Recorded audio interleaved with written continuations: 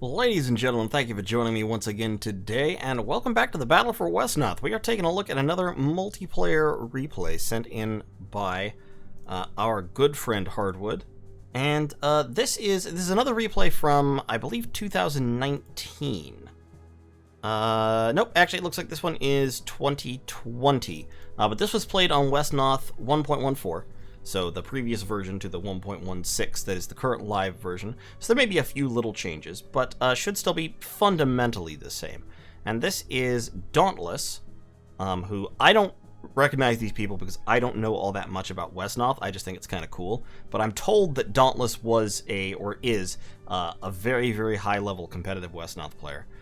Versus Xplorer. Dauntless, I believe, is playing the Rebels, and Xplorer obviously is playing the Undead. I don't remember the name of this map. Hold on. Fallen Star Lake. Okay, so interesting map. We do have a pretty significant lake area in the middle here, so there's actually quite a bit of water, with several villages and indeed a fort right nearby. So if you wanted to, you could try to make this a water map, a water fight down here, and you could try to kind of fight for control of this southern half of the map. The northern half, less easy to control by water, still possible. Water units could still have a place up here, because you have a couple of swamp villages right next to the water, but I don't know. I don't think you really want to do that, I guess, because, Rebels don't have the best water units anyway. Like, you've got merman hunters. The undead, of course, don't have any water units. They have ghosts that can fly across water and vampire bats, and then they have skeletons that can walk into water, but don't want to because their defense is abysmal. In any case, that's a little bit of a digression. This map is symmetrical, I think, and we don't have any free village for player 2. So player 1 has kind of an advantage on this map. But, we'll see how it goes. We do have a couple of little forts closer to the front for a small amount of recruitment, up to 2 units per turn. That should be fine. You generally, if you can recruit more than 2 units in a single turn, you're already winning so much that it doesn't really matter. Alright, see how it goes.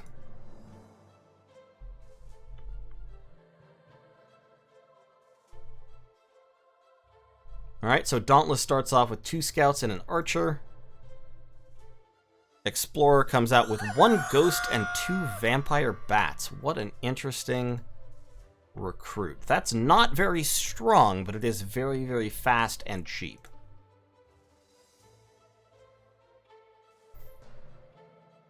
Okay, moving forward, getting another archer. I'm sorry, hold on. Another archer and a fighter. Okay. And the bats are running out to scout. The ghosts are going to get people. 2 ghouls. Double ghoul. Interesting recruit. I'm not sure whether the players know which faction each other is playing. I have to think that they are, because against a lot of factions, double ghoul would, I feel like, be a really bad recruit. Okay, ghosts are scouting. I'm sorry, bats are scouting. Ghost is also scouting. And now we've got the double dark adept coming out. Oh no, a dark adept plus a skeleton archer. Okay, so we're balancing the recruitment a little bit. At this point, we're a little bit ghoul heavy, but ghouls are decent frontliners. They have resistance, at least a little bit of resistance to most attacks. They have decent HP, and they have a poison melee attack. So against a lot of units, even if they're attacked during the daytime, they can still put back quite a lot of damage, like a surprising amount of damage. They are also 30% resistant to pierce. So, like elven archers and stuff don't do as much damage to them as you would think. That said, they don't have any retaliation damage against ranged, so elves still do kill ghouls pretty efficiently. I'm not sure I would recruit a ton of ghouls against rebels.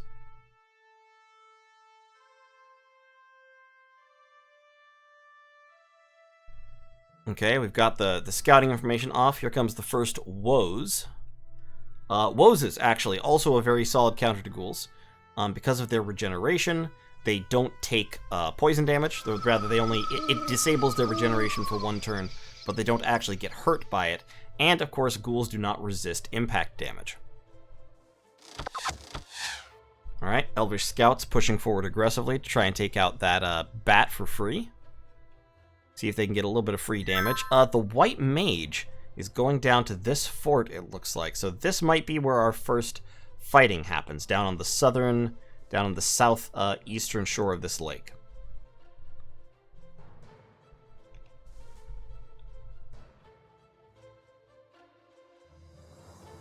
Okay, that bat actually just withdrew. And the ghoul couldn't quite... If the ghoul could reach that fort, I think it might have been worth it to go up there and just poison this archer. Yeah, you would get owned almost immediately, but it would still be worth it to put the damage and force that retreat. I think, anyway. Maybe that's just me being overly aggressive. Over-aggression is my weakness when it comes to Wesnoth. Pushing too hard. Yeah, these guys are on a very strong defensive position, so at this point I think you don't want to attack with the ghouls.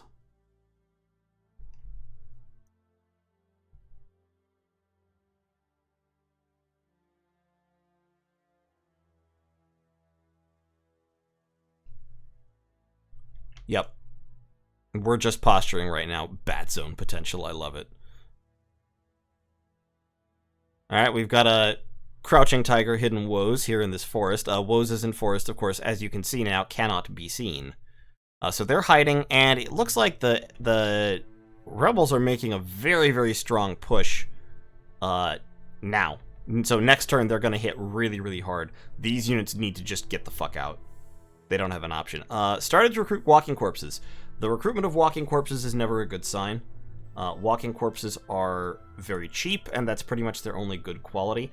Now, so they do advance to a level 1 unit. They have this special plague, which means that when they kill... I mean, these are zombies, right? When they kill somebody, that somebody turns into a zombie. But they have no resistance, their HP is shit, they're level 0, they only cost 8 gold, and they don't have upkeep. That's their benefit. If they advance to soulless, then now they're merely mediocre. As opposed to, like, really, really bad. But they can't advance past this. This is a level 1 unit and not a great level 1 unit. It, you know, only costs 13 in scenarios where you can recruit it directly.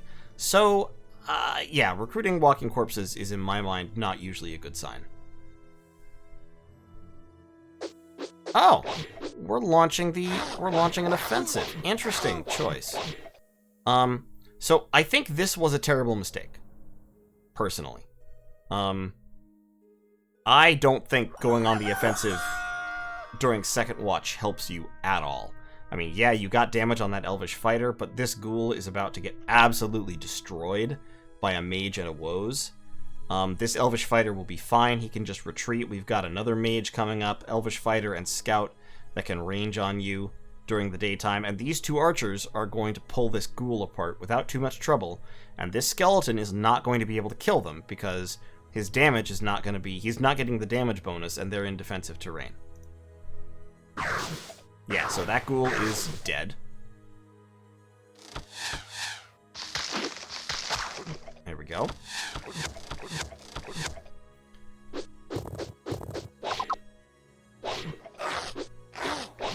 Interesting choice. Okay. But yeah, the ghoul's gonna get wrecked.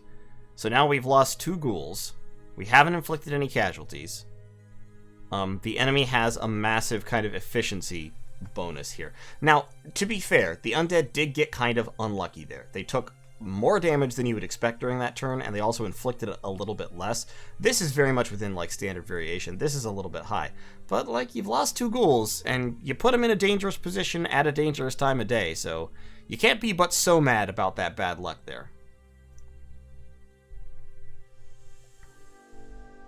Yeah, and now we're pulling back. Like I said, I really think you should have just pulled back last turn.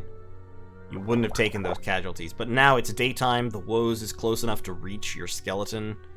You've got range with pretty much all of these units, so there might be just a straight-up offensive here. They're just pushing forward. They've got a turn. They can attack in the afternoon. They have the firepower.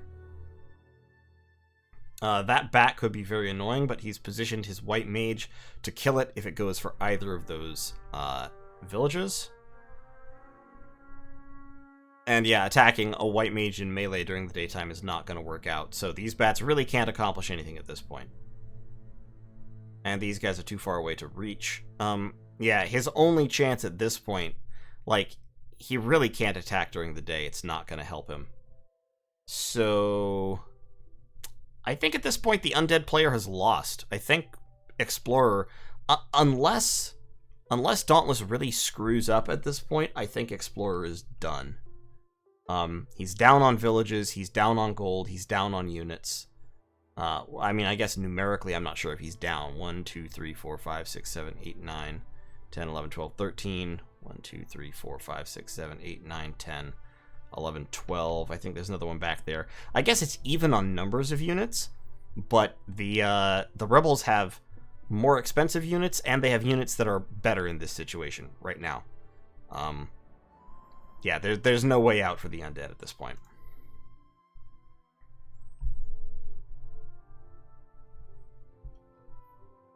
He's maneuvering, but oof, when you're relying on a walking corpse to be your front line.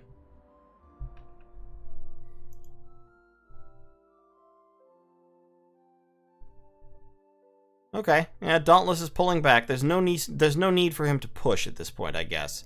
Once again, if it had been me, I would have pushed, and I probably would have gotten destroyed, because I imagine that would have been an overconfident move with these. Yeah, I guess these guys spread around ready to envelop you and prevent you from withdrawing cleanly. I guess the push would have been a real gamble. So, yeah, fair play. That was the correct decision. Like I said, if it was me, I'd probably fall for that and get destroyed. But this kind of big concave that you see here, this is Xplorer getting his units ready so that when the attack comes in, he can collapse and hit with basically everything inside of 1 or 2 turns. He can flank with the Ghost to prevent a clean withdrawal. He can flank with the Skeleton to help prevent a clean withdrawal. Then all those units are trapped up at night, and they pretty much are gambling on their ability to bash through to the Revenant before they all get killed. And the odds of that are not fantastic. So, okay, fair enough. Dauntless just pulls back. He's already got the advantage. He doesn't need to press and risk losing it. He can just kind of wait. And Xplorer goes on a huge offensive. This is everything. He's got 4 Dark Adepts, a Ghost, Skeletons, he's got his Revenant. I'm not convinced about this one. That's 16 damage to a Skeleton. I guess it's not quite enough to kill that Skeleton in 1 round, but there's... Woof. Okay, well, let's see how Dauntless wants to play this. Once again, if it's me, I'm almost tempted to attack into this, even though it's about to be a bad time of day. But at this point, that's definitely a bad idea. I think at this point you don't engage, right?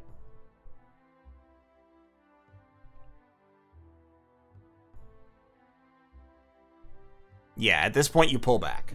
Because once again, you still have... Time is still on your side here. You just need to not die. Yeah, he's trying to bait the attack.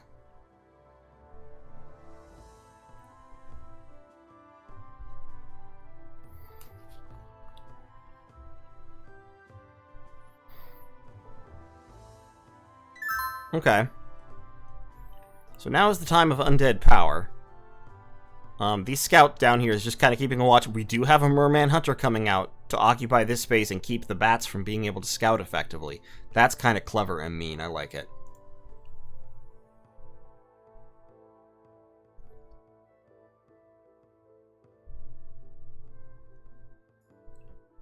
Yep, and we're pulling back slowly. Don't have to be in any particular hurry.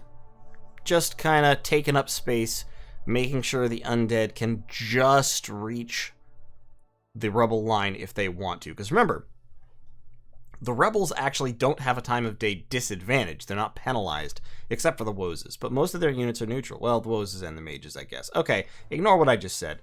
The important units here actually do have a time of day penalty. But the Elves don't. So the Elvish Fighters are still hitting for 5. Like, 5 times 4. The Elvish Archers are still hitting for 6 times 4. They can still do a lot of damage if they're attacked. And if the undead were to launch this attack, like, only 2 of their Dark Adepts could actually hit on the first round. I guess this one could also reach the woes. But they would struggle to actually score kills with their Alpha Strike. And then the elves could retaliate, or they could just disengage cleanly. Oh, the bat sees the merman. Bat's like, what are you doing there? Rude. Okay, and the elves are starting to push back on second watch. That skeleton is so incredibly lucky. That skeleton took 2 hits out of 6 shots from Magi with 70% hit chance. Alright, we've slowed that skeleton to limit its damage. These skeletons are really getting lucky. Okay, we're putting damage on Dark Adepts everywhere we can. Alright, I gotta look at the stats window after that turn. That turn seemed to go much worse than it should have for the rebels. Well, statistically, I guess actually it didn't. Statistically, I guess they dealt the right amount of damage, approximately. That's weird, though. This guy took 10 damage on 40% defense. I guess these hits were actually a little bit unlikely. He took 11... What's that? He took 13 damage there. Okay, he's on 50% defense, so he took 1 extra hit here, I think. The skeleton... This skeleton definitely took fewer hits from the magic than it should have. I think, statistically, this skeleton should be almost dead. This one was about right, except one of the woes hits missed, and the woes hits matter a lot. So, yeah. This skeleton should be almost dead, too. I guess that is statistically even-ish, but some of the hits that missed were important. Oh my god, well there we go, that pays for it, right there. Jesus. Yeah, that was rough for the undead. Okay, they did get the woes, but it took their, like, half their turn to do it, when it shouldn't have. So I guess everyone's getting equally fucked over by the RNG right now. Which is valid. Okay, the undead are forming a major offensive in the south. But I'm a little concerned about that, because they've got a white mage right over here. It's daytime now. He can just walk down here and start recruiting. And this offensive is about to end terribly. Because there's not enough support for these Dark Adepts and it's daytime. So, like, at this point, that mage will kill this skeleton unless something goes terribly, terribly wrong. And then that means that this elvish fighter will be able to come, or this elvish fighter will be able to come occupy that forest, whack this Dark Adept. An elvish fighter and a woes probably kill a Dark Adept in shallow water. Yeah, it's 40% defense, so, but still, this Dark Adept probably dies. These guys can probably kill another one. I think the Dark Adepts are about to get butchered. Oh, and the Ghost. Yeah, the Ghost is gonna get maged. Okay, yep, there he goes. Oh.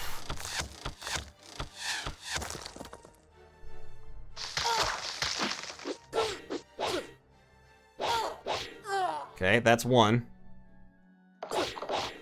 That's 2. That's 3. And slowed. And now they're taking a village.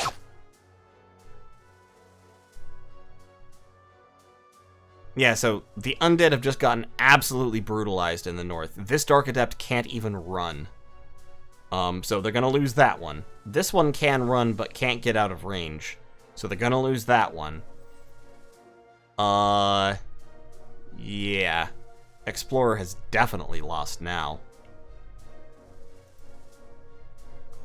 And there's a woes here. Rip skeletons. He's going to go steal some villages, try and accomplish something.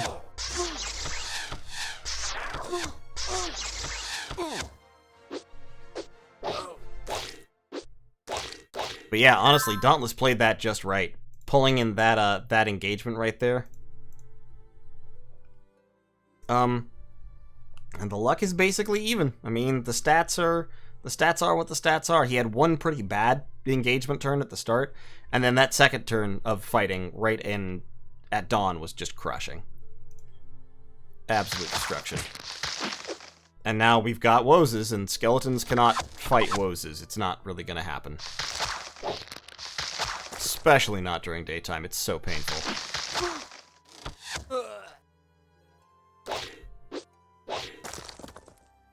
So painful watching skeletons try to fight in the daytime. Alright, yep. The undead advance is destroyed. Their bat has been killed. All their villages are being taken.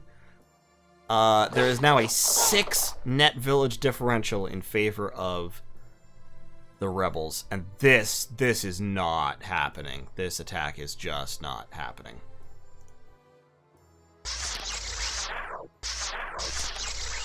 He's doing what he can, but he knows this is his death ride. Alright, we're just going to go to continuous play because it is obvious how this ends at this point. But very well done. You know, Dauntless really did all the things he had to do. He got himself into a position where he had a distinct edge by kind of assassinating those 2 ghouls early on. And then he just, yep, okay, there he goes. Xplorer gives up. Yeah, so he killed those 2 ghouls early on, which I think was, I mean, it was a very me move, right? It was an aggressive, an over-aggressive attack on the part of Xplorer that he really shouldn't have done. Let's go back to the beginning real quick, and we can just play until we get to that point. And then once he'd done that, Dauntless was just in control of the game because he was up by over 30 gold, and he was also up in income at that point. So once you're in that kind of a position, you just play defensively and you wait for an opportunity to kind of close the game out without risking yourself too much. And on Xplorer's part, obviously I can't read minds. It read to me, just watching what was happening, it read to me like he knew he was down at that point, and so he knew that he was going to have to do something aggressive and risky in order to get back. That attack on the south could have potentially done it, but I think he didn't know that the white mage was there, close enough to reach the recruitment camp. Because if the white mage hadn't been able to reach the camp that turn, then he might have been able to just kind of overrun the south here, take these villages, set up shop, and still been in the game. But the white mage had been kind of waiting for that to happen. Like, Dauntless had been hovering around this part of the lake the whole time. If we go to each team vision, yeah, we can see he doesn't have vision over there. He doesn't see the white mage. He sees the scouts, but not the white mage. Got the ghouls moving up. The white mage is back up here for right now. Pushing forward. We're at 10 of 20, so we're even on villages. White mage comes forward. Ambush detected. Okay, this ghoul attack. This, like I said at the time, you know, like 10 minutes ago or 15 minutes ago, this, I think, was what lost Xplorer the game. The fact that he moved these 2 ghouls forward, he didn't have support close enough to, like, back them up. They were against superior forces. Like, what have we got up here? We've got 2 ghouls, we've got 2 skeletons, but they're actually a turn away in terms of move. And we've got 1 vampire bat. Then we've got a Dark Adept, a Revenant, and a Walking Corpse, but the Walking Corpse is 2 turns out from fighting, and the Revenant is at least 1. Or 2, depending on where it goes. And the Revenant is your leader, so you can't recruit without it. The Dark Adept is also 2 turns out. So right now, in this situation, what we have is 2 units against 5, because they're all set up. And then we have more support, but the support's going to trickle in if you commit to this fight. It's already second watch. This was not the play. The play in this situation was probably to bring the ghost up here, set these guys up along this row of hills, let the offensive take these 2 villages, and then counter-push during the next night. Now, that still probably puts him behind, because he's lost out on income at that point. But it doesn't put him as much behind as losing these 2 ghouls does. So yeah, he's occupying the villages. He still does not see that the White Knight is hovering around this region. I'm sorry, the White Mage. But yeah, this, like...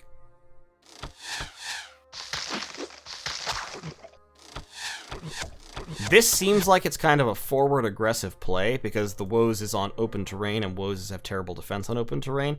But actually, it's daytime. There's nothing around here that's gonna really threaten this Woes. It has 52 HP. So, like, yeah, I mean, the axe will hurt it some, but if the enemy commits hard enough to actually kill the Woes, they would have to commit both Skeletons and the Dark Adept, and probably the Ghost, in order to kill this Woes. And if they commit that hard, then they're going to end up in a fight in daytime with a mage on a mountain who's going to be shooting for 9 damage, like 11 damage against Skeletons. And they've still got the archers up here, and the fighter, and another mage coming up. If they committed hard enough to kill the Woes, it would be a really bad fight for the undead over the next 2 turns. So, Dauntless can be pretty confident that his enemy is not going to do that. Unless, and if he does, then the game's going to end. So yeah, that's basically it. Just a couple of over-aggressive engagements by the undead player, and it's pretty much over. You know, then the math is on the side of the rebels, and so at that point they can lay back, they can take it easy, and they can just sort of wait for something else to happen that will give them the game. The undead player tried a couple of aggressive pushes in an effort to put himself back where he needed to be, and he just wasn't able to accomplish it. He didn't have... at that point, he basically needed Dauntless to screw up to give him the game, and Dauntless didn't screw up. So, very good, very cool replay, very interesting. I look forward to more. I do have another one that I've been sent already, so I'll be taking a look at that sometime in the next few days, next week maybe. If anyone watching has any Wesnoth replays that you'd like me to see, or if you want to play a game of Wesnoth, hit me up on Discord, and we'll see what we can do. Should be fun. So, until next time, thank you all so much for watching. Leave a like on the video if you enjoyed it. If you didn't, leave a comment, let me know what I did wrong, and I'll see you in the next one. Take care.